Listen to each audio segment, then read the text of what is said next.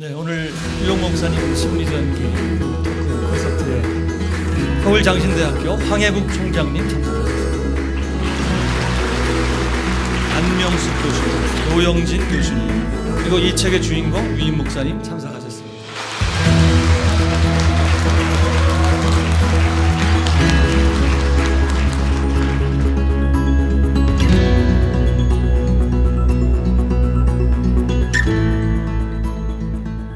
이제 먼저 여자들을 대표해서 우리 서울장신대학교 황해국 총장님께서 심리전기라는 게 과연 무엇인지, 그리고 이 책에 갖는 의미가 무엇인지 말씀해 주시겠습니다.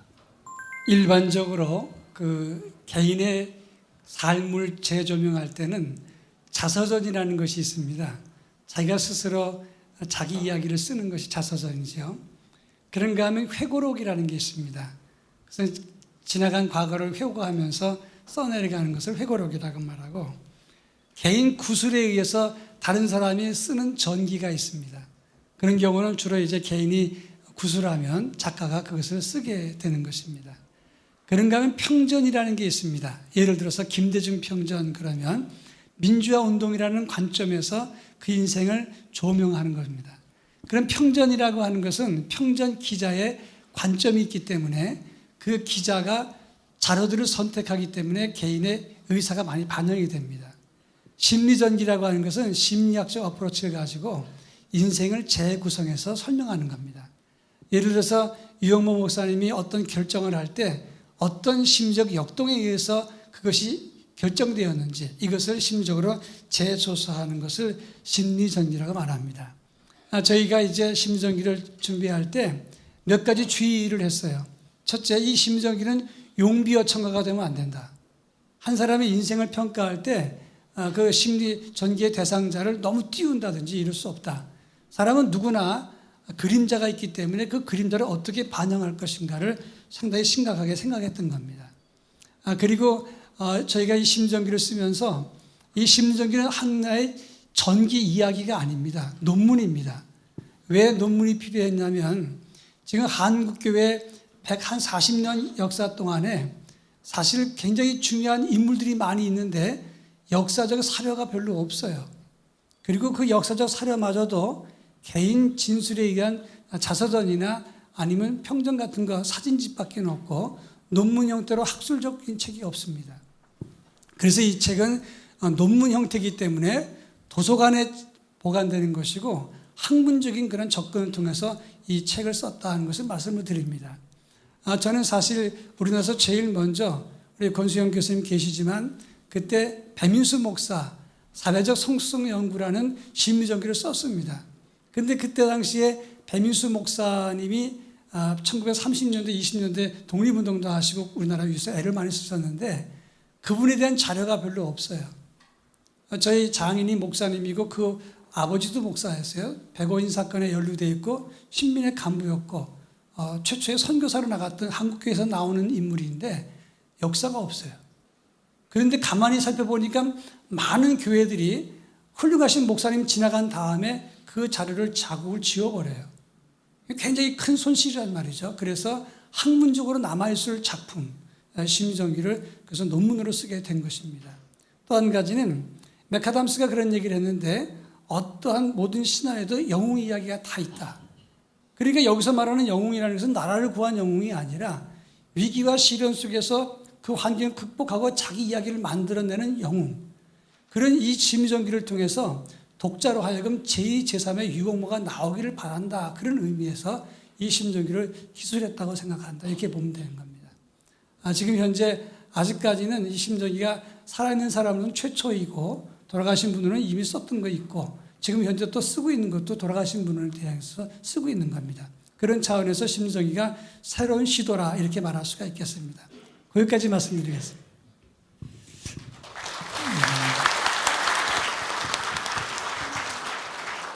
네, 이제 본격적으로 패널 대담을 진행하겠습니다. 첫 번째 질문을 드리겠습니다.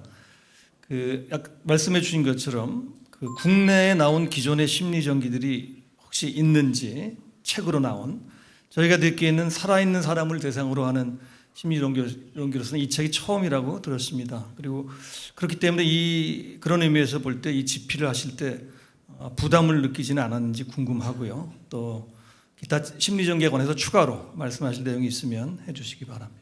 그 살아있는 사람에 대한 심리 전기는 하지만 심리 분석은 있습니다.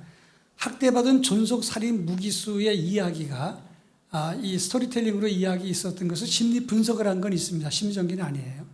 그리고 누구누구의 심리 전기적 분석, 분석은 논문 형태로는 있어요. 살아있는 사람인데 적어도 전기 그러면 인물이 위대한 인물이거나 또는 뛰어난 인물이 돼야 되는데 현재로서는 살아있는 분으로서는 처음 시작하는 거고, 돌아가신 분을 위해서는 제가 썼던 논문도 있고 그리고 지금 현재 쓰고 있는 것도 돌아가신 분도 쓰고 있기 때문에 현재는 최초라고 말할 수가 있습니다. 네, 감사합니다. 두 번째 질문 드립니다. 여러분들 책을 보셔서 아시겠지만 제목이 낭만주의 전사 류영모 심리전기, 그림자를 딛고 일어선 동화 류영모의 리질리언스 이렇게 되어 있습니다. 우리가 보통 전사 그러면 불굴의 전사 이렇게 단어가 생각이 나는데 왜 낭만주의 전사인지 교수님들 설명을 부탁드립니다. 낭만주의 전사는 낭만주의라는 단어와 전사라는 단어가 맥카덤스라고 하는 이야기 심리학자에게서 가져온 단어인데요, 개념인데요. 우선 맥카덤스의 이야기 심리학은 인간의 삶을 이야기로 보고 있거든요. 이야기에는 주제가 있잖아요. 그 테마가 있는데 성취지향적인 이야기의 주제가 있고 관계적인 인간관계를 중심으로 하는 관계적인 이야기의 주제가 있어요. 류영모 목사님의 그 이야기는 성취지향적인 이야기에 더 가깝다 이렇게 봤고요.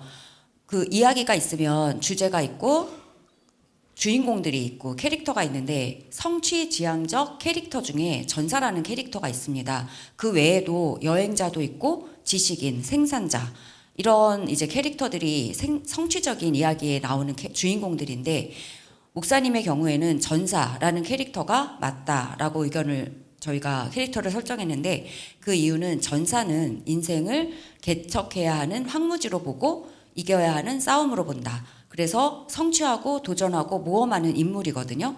그런 주인공이 인생의 이야기의 주인공으로서 목사님 캐릭터에 맞다 해서 전사라는 단어가 거기서 나왔고요. 낭만주의는 이야기가 있고 주인공이 있으면 이야기의 장르가 있거든요. 그 음조라고 하는데요.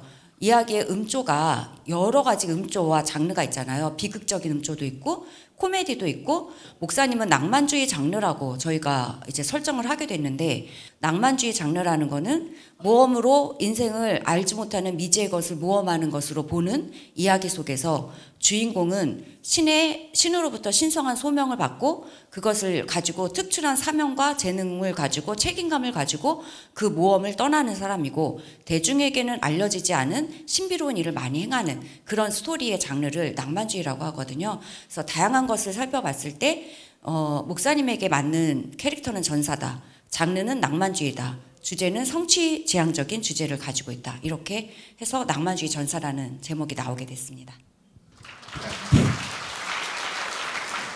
네, 여러분들 낭만주의 이제 이해가 되셨죠? 네, 그다음 그 질문에 이어서 제목에 보면 여기 맨 마지막에 나온 리질리언스라는 단어 참 중요한 단어인 것 같습니다.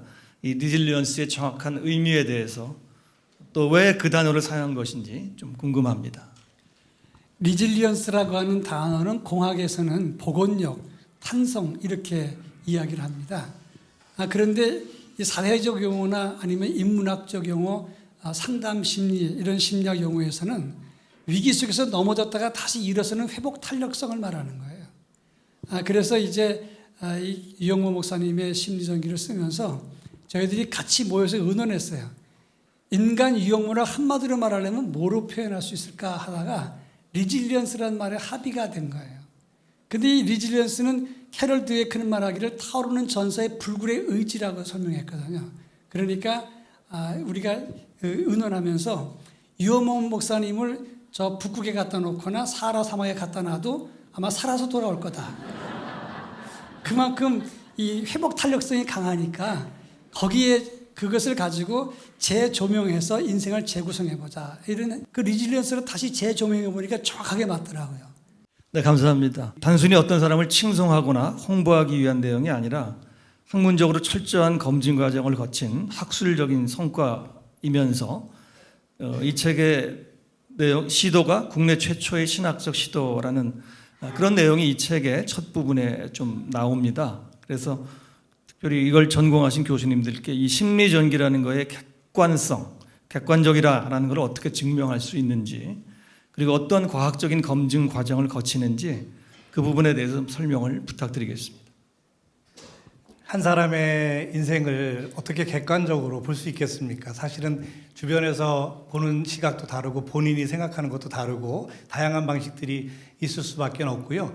그래서 이런 부분을 우리는 학문적인 배경을 가지고 있다. 그래서 저희가 뭐 프로이트의 심리학이나 지금 메카담스나 여러 학자들의 이야기를 하고 있습니다. 저희가 은혜, 뭐 하나님 이런 단어가 사실은 뒷부분에 우리 목회신학적 성찰할 때만 나오고 그 전에는 다 심리학적인 학문을 배경으로 하는 글을 써서 그런 내용들이 있지 않다는 점을 여러분이 좀 이해해 주셨으면 좋겠고, 그리고 주관적이거나 객관적인 것을 담보하는 것은 되게 어려운데 아까 권수영 교수님 잠깐 말씀하신 것처럼 우리 학문적인 배경에서 양적 연구와 질적 연구라는 두 가지 전제를 가지고 있고요. 우리는 질적 연구에 속하는데 질적 연구의 과학적 검증은 보통 세 가지를 얘기합니다. 첫째는 충분한 자료입니다.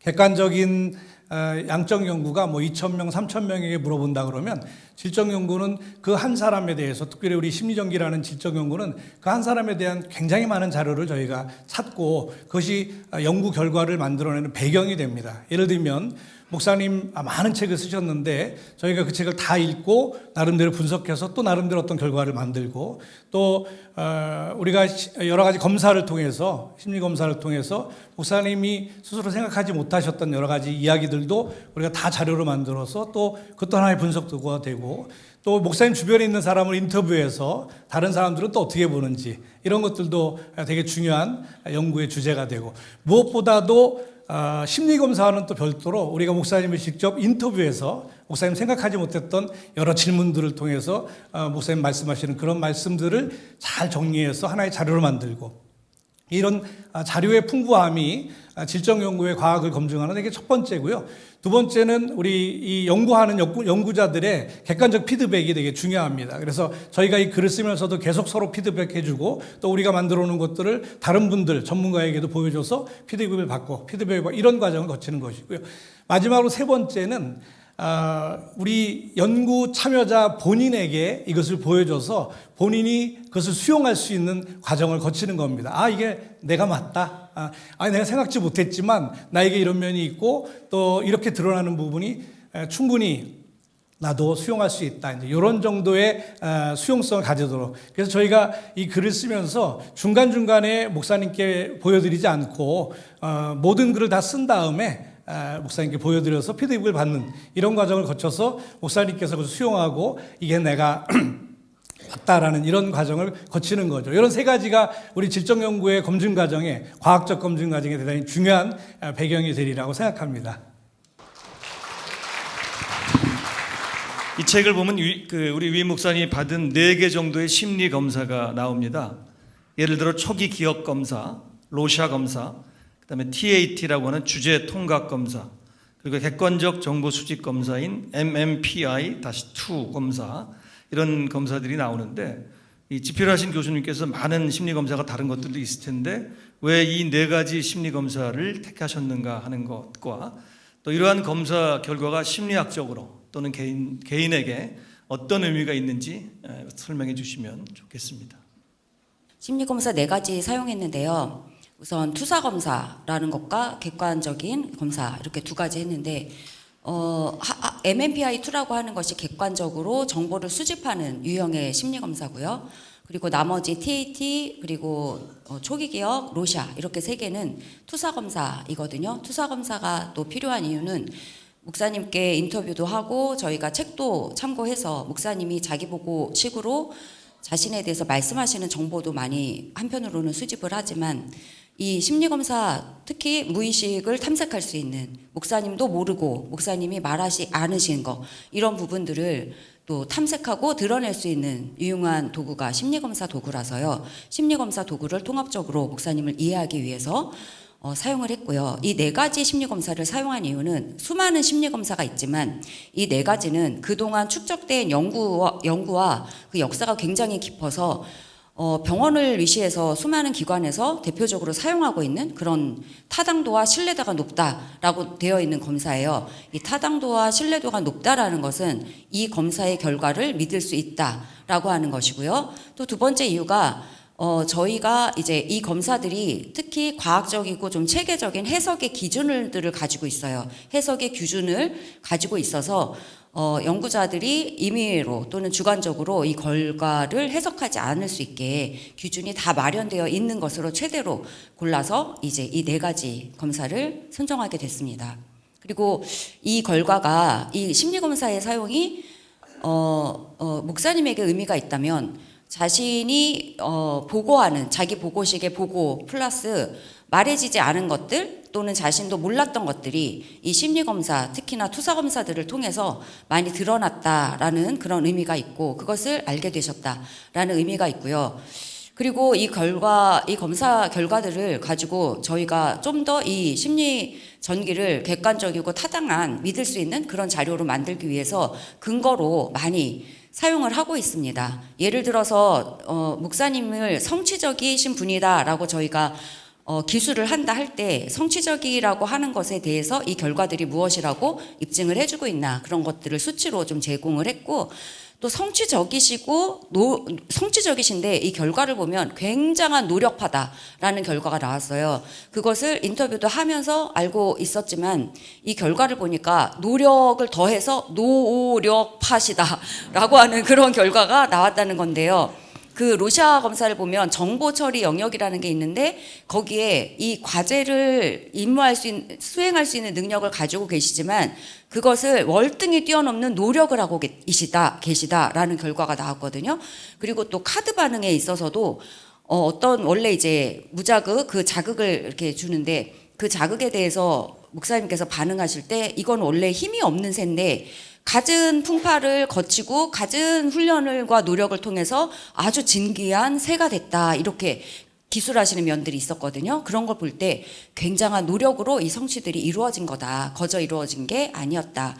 이런 결과를 좀 밑받침하고 있고 또 하나 말씀드리고 싶은 거는 이제 그림자 말씀도 황예국 총장님께서 말씀하셨는데요. 성취적으로 가다 보면 늘 그림자가 생기기 마련인데요. 그것이 심리검사 결과를 통해서는요, 의존 욕구와 애정 욕구, 이런 것들이 많이 억압이 됐다, 이렇게 나왔거든요. 그래서 뭐 TAT 검사나 로샤 검사에서 음식에 대해서 많이 말씀을 하셨어요.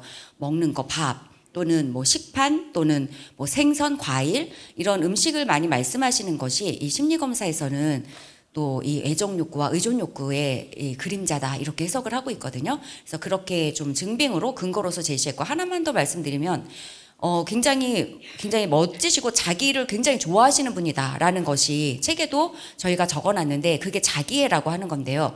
자기애가 한 끗 차이로 병적인 자기애가 있고 건강한 자기애가 있거든요. 근데 목사님의 경우에는요. 한 끗 차이로 건강한 자기애로 그렇게 심리검사에서 근거를 대고 있거든요.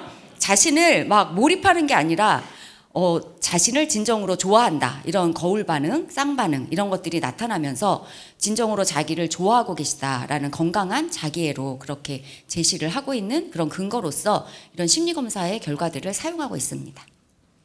네, 상세하게 잘 말씀해 감사합니다. 네, 이제 좀 편안한 질문을 우리 패널들에게 드려보려고 합니다. 이 책을 계속 쓰시면서 저자인 교수님들이 보는 우리 류영모 목사님의 가장 큰 심리적 특성 혹은 성격적 특성이 무엇인지. 네, 제가 잠깐 말씀드리면 지금 우리 이제 몇 번 우리 심리검사 결과에서도 나왔는데요. 사실은 의존적 욕구와 애정 욕구라는 아주 가장 인간의 기본적인 욕구라고 할 수 있는 그리고 또 삶이 불안했기 때문에 아버지가 안 계시고 집을 책임지고 살으셨다는 어려서부터 그렇게 살았던 그런 삶의 배경이 사실은 의존적 욕구와 애정 욕구를 굉장히 많이 가지고 있게 하고, 보통 그런 의존적 욕구와 애정 욕구를 가지고 계신 분들이 피하고 숨고 도망가고 자기를 좀 나약하게 보여서 생존하는 이런 방식으로 아이들이 성장하고, 또 그런 것들이 나중에 삶의 패턴이 되어서 그런 모습들을 보일 때가 많이 있거든요. 그런데 우리 목사님이 가지고 계시는 되게 중요한 특징은 그런 의존적 욕구나 애정 욕구가 1등이 되고 탁월하고 완전하고 하는 이런 것들을 추구하는 방식으로 좀 새롭게 드러나는 것을 볼 수 있습니다. 이건 우리 프로이트라는 학자가 얘기한 방어기제라는 단어에 승화라는 게 있는데요. 자신에 있는 어떤 욕구들을 이 사회가 용인하고 수용할 수 있는 건전한 방식으로 드러내는 그런 것들을 승화라고 합니다. 그래서 프로이트는 이 사회가 이렇게 과학적으로 발전하는 것도 과학자들이 자신 안에 있는 욕구를 그렇게 건강한 학문을 연구하고 발전시키는 데 썼기 때문이다, 이렇게 얘기하는데요. 우리 목사님께도 사실은 그런 우리가 어떤 면에서 좀 부정적이라고 볼 수 있는 욕구들을 아주 건강하게 탁월함과 성취와 완전함을 추구하는 것과 이런 방식으로 드러냈다는 게, 이게 되게 독특한 목사님의 성격적 특성이라고 할 수 있습니다. 과연 그것을 가능하게 한 게 무엇인가는 저희가 책에다가 다 써놨습니다. 그러니까 여러분이 읽어보시면 될 것 같고요. 근데 제가 계속 인터뷰하고 또 우리 심리경사 결과를 우리가 함께 분석하고 그러면서 이게 참 독특한 특성이다. 그런데 여러분, 이렇게 하는 것이 위대하다, 굉장하다, 그런 말씀을 드리는 건 아닙니다. 누구나 다 그런 방식들을, 자기 나름대로 삶의 방식을 가지고 있는데, 이런 결과들을 통해서 볼 때 우리 목사님 가지고 계시는 굉장히 독특한 삶의 성격적 특성이라고 말씀드릴 수 있을 것 같습니다. 이 유영목 목사님의 심리전기를 집필하시면서 집필자로서 새롭게 느끼거나 또 내가 영향을 받은 부분이 있다, 이런 것들이 있으시면 편안하게 말씀해 주시면 좋겠습니다. 제가 그 집필자의 한 사람으로 전체를 기획하고 계획하면서 지금 이제 현재까지 이르렀는데, 대부분이 이 책을 안 읽었어요. 그 아주 진실을 말하면 별로 안 읽은 티가 나는 게 뭐냐면, 리질리언스에 초점이 있는 게 아니거든요. 이건 논문이라고요. 그러니까 유영모 목사님이 고난과 역경 속에서 회복 탄력성을 가지고 리질리언스를 일어서고 또 오뚜기처럼 일어서고 하는 그런 강인함이 있어요. 근데 거기에 하나님의 역사가 함께 했을 때 그가 뭐로 나타나느냐? 그것이 하나님의 교회로 나타나는 거예요.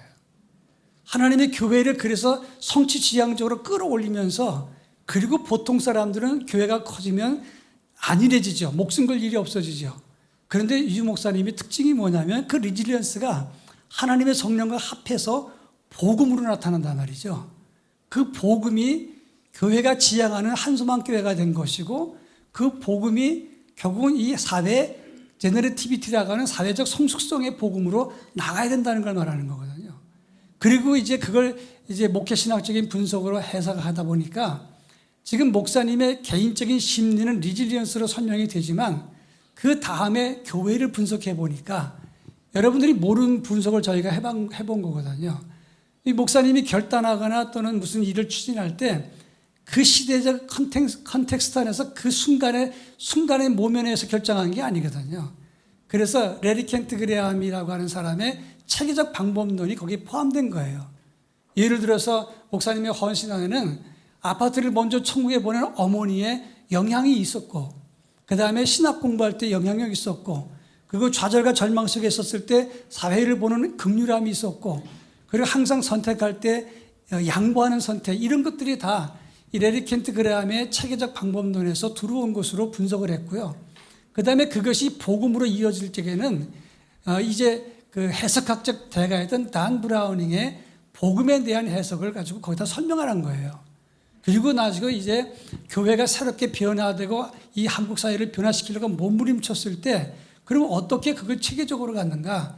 이것은 임마누엘 라띠의 그 교육적 방법과 사회 실천적인 차원인데, 그것은 뭐냐면 사회 치료적 차원의 플랫폼이라는 걸 말하는 거거든요. 그런데 이 한소망 교회를 분석해 보니까 교육적 차원이 굉장한 거예요. 그러면 이 한소망 교회가 잘해서 이렇게 많은 프로그램이 있느냐? 아니면 프로그램을 잘해서 교회가 성장했냐 이것까지 저희가 연구해 본 거거든요. 그런데 이 교회는 사회 치료적, 교육적 차원과 치료적 플랫폼이 다 같이 있었다는 거죠. 그래서 임마누엘 라띠의 그 사회 치료적 차원, 그 혁신적인 변혁 사원들을 이걸 논문으로 분석을 해서 여기다 탑재한 거거든요. 그러니까 읽을 때에는 처음에는 심리적으로 시작했다가 그것이 하나님의 은혜로 복음과 교회로 나타나고 그 한소만 교회가 지향점이 어디로 갔는지 그것까지 추적해서 이 학문적 체계까지 해서 목회 신학적 방법론으로 귀결을 지었다는 것을 설명드립니다. 그래야 종합적으로 아마 이해가 될 것 같아서 설명을 드리는 거예요. 그러니까 단순한 그런 심리 그 차원이 아니었다는 것을 설명을 드립니다.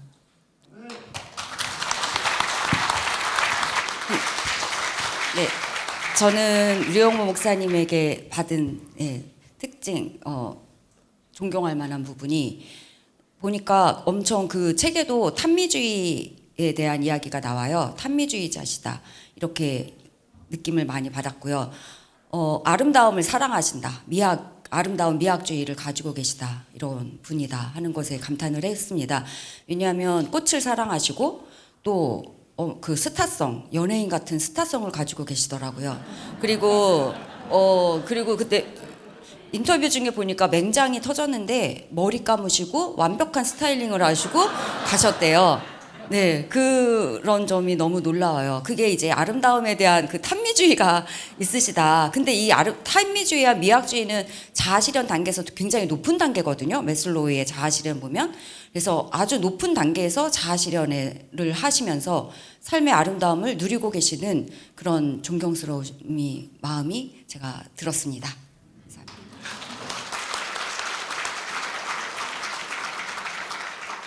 네, 우리 탄미주의자 유영모 목사님 새롭게 알게 됐습니다. 우리 유영모 목사님은 한교총 대표회장, 대한예수교장로회 총회장으로 섬기면서 사랑의 집짓기 운동 등으로 한국 기독교의 위상을 크게 높였다라는 평가를 받고 있습니다. 그럼 이런 리더십은 타고난 것인지 아니면 자신을 다든 끊임없는 노력에 의한 것인지 그리고 이것이 어떤 심리적 특성에 의한 것인지 이런 부분에 대해서 설명해 주시면 좋겠습니다. 눈치가 저보고 하라고 그러는 것 같은데 제가 너무 많이 말을 해서요. 유 목사님의 리질리언스는 리더십에 있거든요. 그러니까 그것은 타고난 재질이기도 하고 그리고 난 다음에 서서히 눈을 뜨면서 성령의 은혜 속에서 그 다음에 더 큰 걸 보게 된 거거든요. 대부분 어릴 때 가난하고 힘들면 성장하고 성공한 다음에 남에게 줄 수 없어요. 왜냐? 피해 보상 의식이 강하게 나타나기 때문에 난 잘 살아야 돼, 난 잘 먹어야 돼 이것 때문에 그 한계를 못 벗어나거든요. 그런데 그 리질리언스를 가지고 끝까지 이겼고 그리고 난 다음에 성령의 감동으로 새로운 세계를 봤거든요. 그러니까 그 리더십을 가지고 한국교회에서 봉사하게 된 거란 말이죠. 그래서 그런 차원에서 그 리더십은 어찌 보면 본인 생애적인 것도 있고 성령의 은혜를 끝없이 추구했던 그 영성과 믿음에서 함께 어우러져서 나온 리더십이다 이렇게 볼 수 있는 겁니다. 확실하게 저희가 분석해서 확고하게 말할 수 있는 것들이에요. 그러니까 그런 차원에서 굉장히 제가 가까이 본 사람보다도 책을 쓰다 보니까 대단한 사람이네 그렇게 느껴졌어요. 네, 네, 이제 이 질문이 패널 대담의 마지막 질문이 되겠는데요. 우리 교수님들이 위 목사님께 드리는 질문입니다. 위 목사님 답변과 함께 패널 대담을 마무리하는 코멘트 부탁드리겠습니다.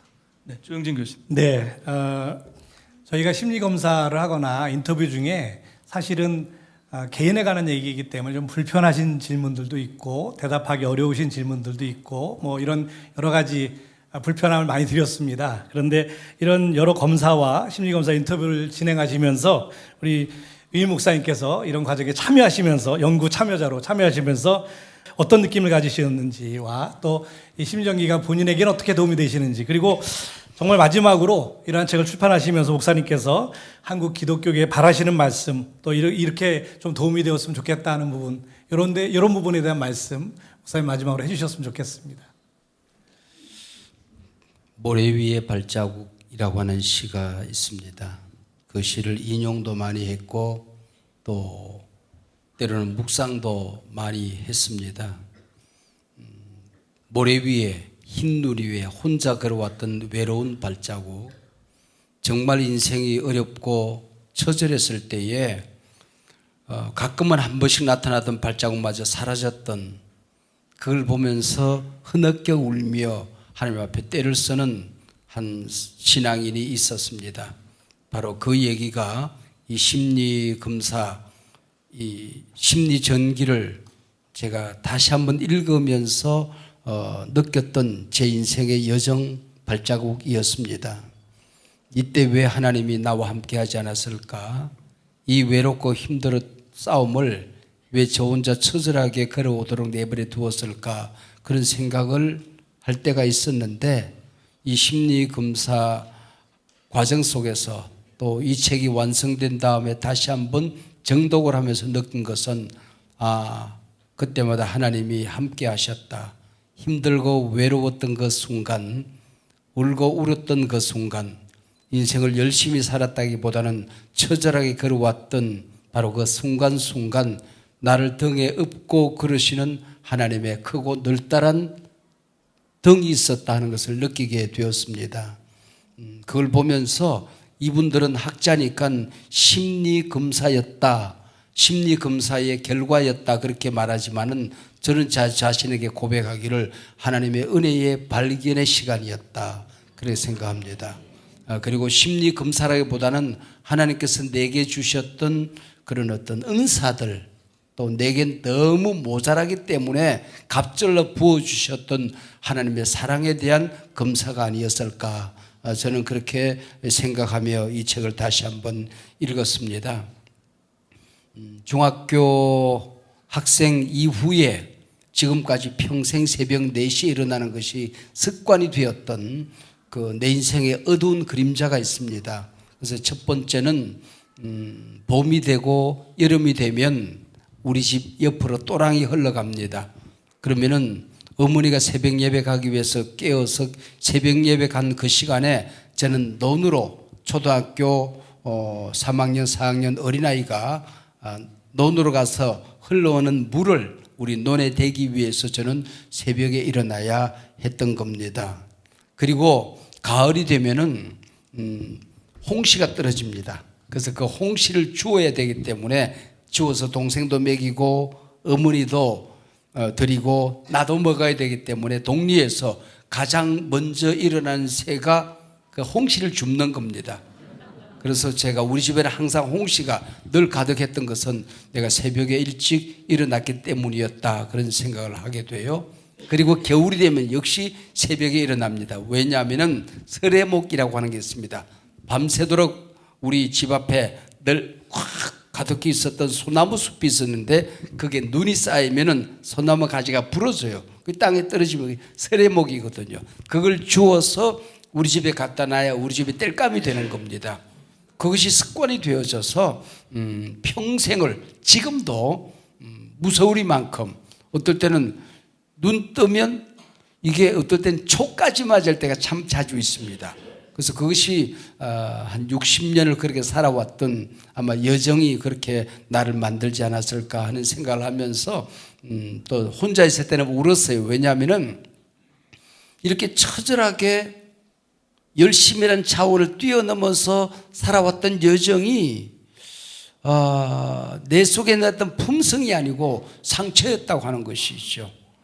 애정이 결핍되어 있었기 때문에 그 애정을 내가 차지하기 위해서는 누구에게 지지 않아야 된다고 하는, 혼자 형이었고 싸움을 하더라도 아버지에게 가서 고자질할 곳이 없는 그런 싸움이었기 때문에 그렇게 살아왔구나. 그리고 요만큼 채웠으면 이제는 만족할 만도 하고 행복할 만도 한데 또 다음 단계를 향하여 첫걸음을 내딛는, 말하자면 주일 저녁 예배를 마치고 집에 들어가서 저녁 식사를 마치고 나면은 다시 책상 앞에 앉아서 다음 주일날 성경 본문을 묵상하고 책을 읽고 월요일 새벽에 일어나서 다시 한번 주석을 뒤적이면서 설교 준비를 해야 월요일이 시작되어지는, 그래서 그 다음 주일도 홈런을 치기 위해서 하는 것은 내 안정의 불안한 심리였다 하는 것을 느끼면서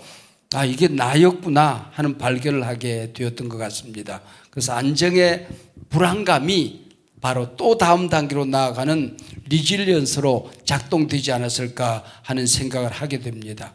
제 한 50여 권의 책 가운데에 저를 표현해 주는 책이 3권 있습니다. 한소망 교회가 어떻게 개척이 되어졌는가, 개척 과정 속에서 하나님이 얼마나 커다란 역사를 하셨는가를 보고한 책은 꿈대로 되는 교회입니다.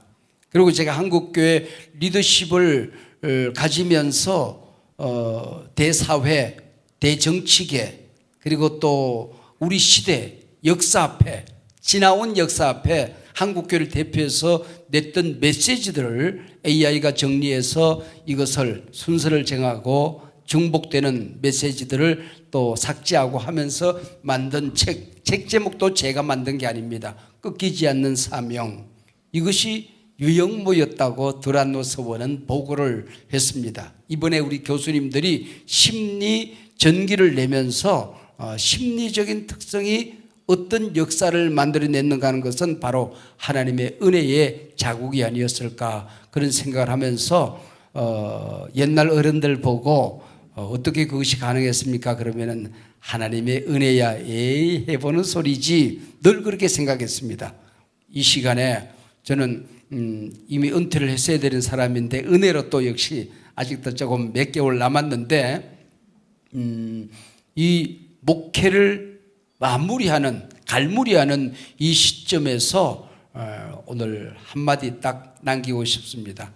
하나님의 은혜에 대한 발견이고 감사하는 시간이었다. 살인자의 길을, 거지의 길을, 불평분자의 길을, 절망하고 좌절하고 사회 말하자면은 부적응하로 살아갈 수 있는 무한한 특성과 환경임에도 불구하고 그 모든 것을 디디고 일어서게 하신 하나님께 또 함께 주셨던 걸음을 함께 했던 여러분에게 감사하는 그런 시간입니다.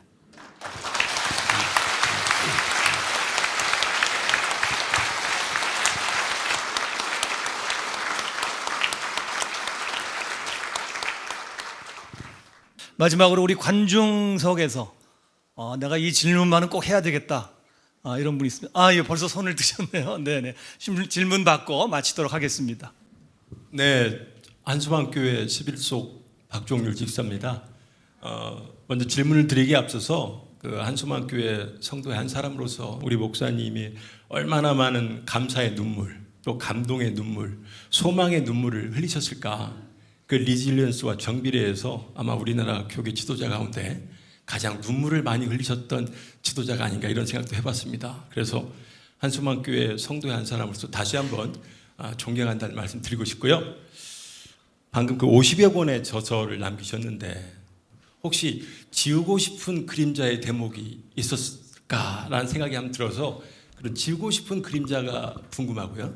또 한 가지는 반대로 이 시대를 사는 많은 사람들에게 또 후대 사람들에게 꼭 남기고 싶은, 전하고 싶은 어떤 삶의 교훈 또는 삶의 가치가 있으면 말씀해 주시면 고맙겠습니다. 제가 책을 쓰는 이유 또 걸어오는 그 발자국을 요즘으로 말하면은 유튜브나 SNS에 남기는 이유가 있습니다. 첫 번째는 항상 그 자리에서 드렸던 예배, 그 자리에서 냈던 메시지, 그 자리에서 선포된 설교는 바로 그 시점에 나의 전부였다. 그리고 나의 최선이었다. 그리고 후진들에게 이 사람은 이 시점 이런 상황 속에서 교회가 개척될 당시에 교회가 성장되는 과정에 이미 성장된 다음에 한국교회 지도자가 되었을 때에 저 사람은 저렇게 메시지를 냈구나 하는 흔적을 남기는 것입니다. 그래서 후진들이 그것을 디디고 일어서기를 원해서 남기는 것이고 지금도 SNS상에 모든 걸 남기는 것은 앞으로는 AI 시대입니다. AI에게 어떤 것을 먹이느냐에 따라서 한국계 모든 선교가 달라집니다. 독도는 우리 땅 100년 외쳐도 이제 소용이 없습니다. 왜 독도가 우리 땅인지 사료를 다 발굴해서 AI를 먹여야 됩니다. 그러면 AI에게 물으면은 우리의 대답을 내놓는 거죠. 근데 지금도 일본의 자료가 더 많이 먹혀 있어 가지고 이 친구가 거기에 근접한 대답을 하는 겁니다. 그래서 한국 교회의 건강한 양식이라고 판단되어지면 저는 여지없이 모든 것을 SNS에 올립니다. 그럼 AI가 다 먹었습니다. 언젠가는 아마 그걸 토해내지 않겠나, 그런 것이 나오지 않겠나 하는 생각이 들고, 내 인생 여정의 어두운 그림자를 지우고 싶은 것은 별로 없는데 이 책을 읽으면서 부끄러운 것이 참 많았어요. 발가벗었다 이제 그런 얘기를 했는데, 애정 욕구라든지 아니면은 안전의 욕구의 불안감, 또 내 인생에 대한 어떤 벌거벗은 모습을 우리 교수님들이 마지막에 읽어달라고 원고를 보내는데 미안하지만 제가 안 읽었어요. 최부일 장로와 우리 목회 지원실 사람들만 읽었습니다. 왜냐하면은 제가 읽으면은 지우고 싶은 게 있을 것 같았어요. 그리고 이것은 내가 아니라고 쉽게 얘기하면은 청소년 시절에 저는 교회를 열심히 나가는 반항아, 문제야, 사고아였습니다. 이때 있었던 남의 집 닭 잡아먹은 얘기, 그런 얘기를 다 여지없이 다 써놨어요. 여지없이 다 써놨는데, 이런 거 나 아니라고.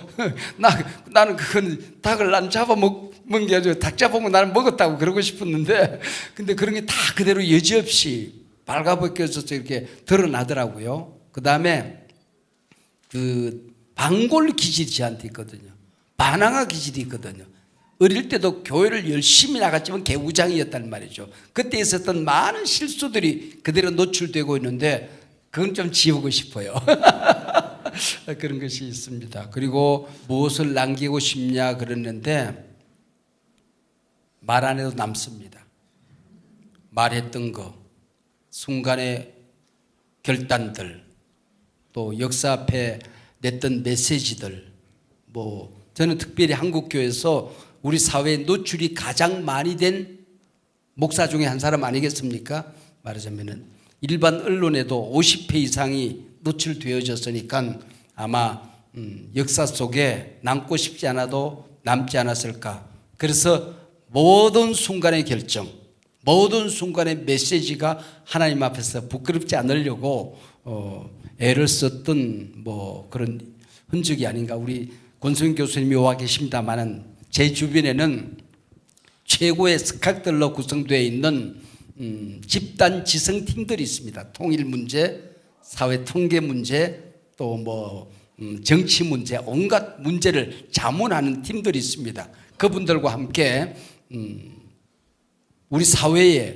메시지 하나를 낼 때는 내가 생각하는 것이 옳으냐에 대한 검증 과정이 피 튀기는 논쟁과 토론과 미팅과 수많은 몸부림이 있습니다. 그리고는 한 5-6시간의 몸부림을 하고 나면은 한마디 정도 합니다. 왜냐하면 그것이 응고되어져서 오리가 모가지만 드러나지만은 물밑에서는 요란한 움직임이 있지 않겠습니까? 아마 그렇게 살려고 애를 썼던 여정이 아니었나 그런 생각을 하게 됩니다. 그래서 마지막 또 말씀을 드리면은 남는다. 역사는 남는다. 그리고 그것은 우리가 지나간 다음 세대에 평가를 하게 될 것이다. 저는 그런 생각을 하게 됩니다.